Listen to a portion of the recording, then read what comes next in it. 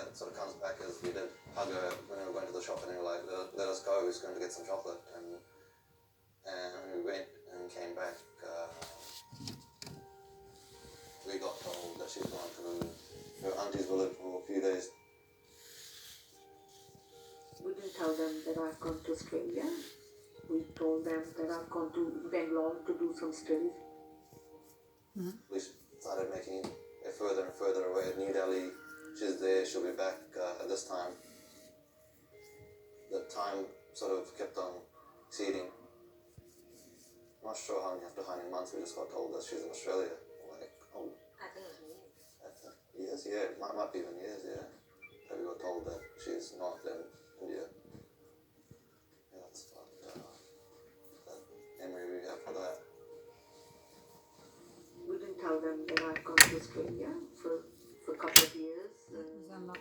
Just didn't feel that it was the right thing to tell, because if their father came to know, or my in-laws came to know, they may take the kids away. Now when I look at my kids and I reflect back on my childhood, I think there was always a sense of anxiety, which I don't see in my kids at the moment. But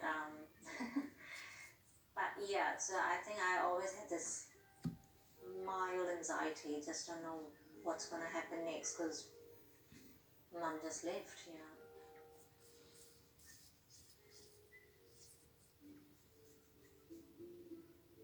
Leaving children behind was the most difficult decision has ever been in my life. It wasn't something which I just made for any other reason than to provide the better life for my children and for myself as well, of course.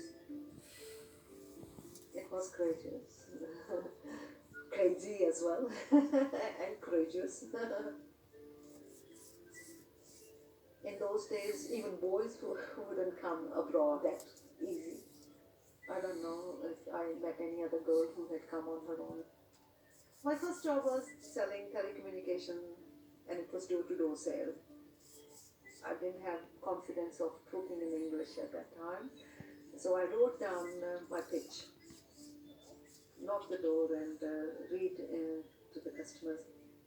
Work long hours, making sure I have to keep walking, rain, sunshine. There was always a hope. Every door you knock, you knock